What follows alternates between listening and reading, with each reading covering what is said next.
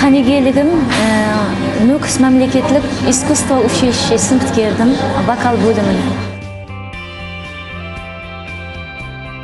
Егер мен косукчу болмаганымда, бәрбір косукчу болар едим. Себеби менин акем биринчи устазым, бәрбір косукчулукка мени үйрөтөр эди. Өмүрүмдеги эң кубанычтуу кабар менин 2014-жылы атак алган күнүм болду. Сол катты кубанычтуу күнүм. Сулуу, көззал, кең. Жасырын талантым ол көбүнесе тигүүчүлүккө кызыгамын. Ләмилә Дикбергенова дегенде, аквайо косукча көз алдыма келеді.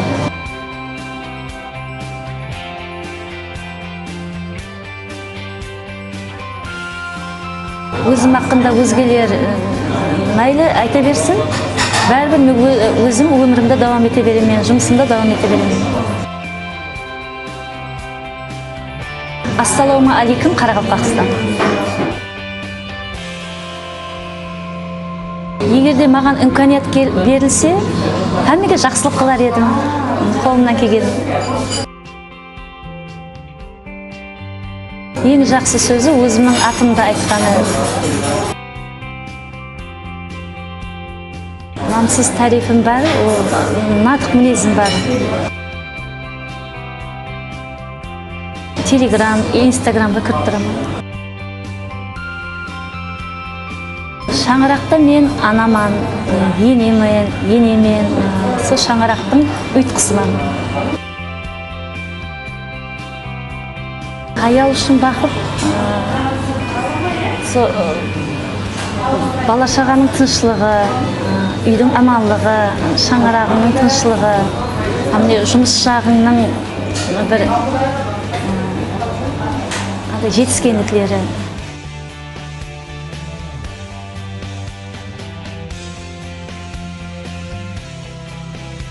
Кепиятым түскенде қосық айтаман, әмде қосық тыңлайман. Ана болғанымда, сол перзентлерім үшін еледе керекпен деп жасауды давам етемін. Кәсібімді жақсы көремін, бұл менің өмірімнің мазмұны.